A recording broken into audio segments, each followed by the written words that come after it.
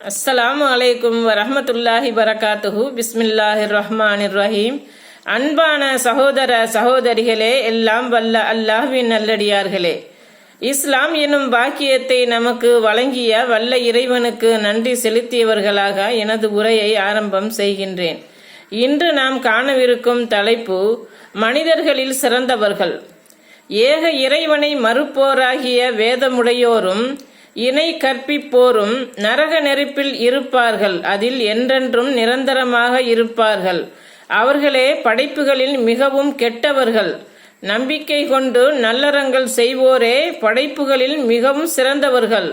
அல் குர்ஆன் அத்தியாயம் 98 வசனம் 6. கிராமவாசி ஒருவர், அல்லாஹ்வின் தூதரே, மனிதர்களில் சிறந்தவர் யார் என்று கேட்டார். அதற்கு, மனிதர்களில் சிறந்தவர் எவரது ஆயுள் நீண்டதாகவும் நல்லமல்கள் அழகானதாகவும் இருக்கின்றதோ அவர்கள்தான் என்று நபி நாயகம் ஸல்லல்லாஹு அலைஹி வஸல்லம் அவர்கள் சொன்னார்கள்.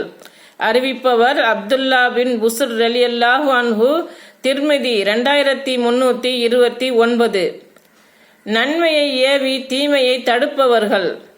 மனிதகுலம் வாழ்வும் வளர்ச்சியும் பெறுவதற்குரிய நன்மையான காரியங்களை இஸ்லாம் தெளிவாக போதித்து இருக்கின்றது.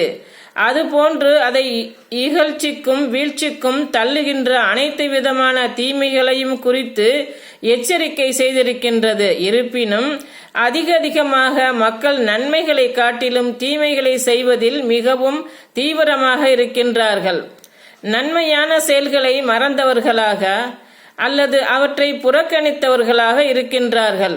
ஆகையால் அல்லாஹ்வும் அவனது தூதரும் கற்றுத்தந்த சத்தியத்தின் அடிப்படையில் நன்மையை ஏவி தீமையை தடுப்பவர்களாக நாம் இருக்க வேண்டும். இது இறைவனிடம் இருக்கும் சிறந்தவர்களின் பட்டியலில் நம்மை இடம்பெறச் செய்யும். அஸ்ஸலாமு அலைக்கும் வரஹ்மத்துல்லாஹி வரகாத்துஹு.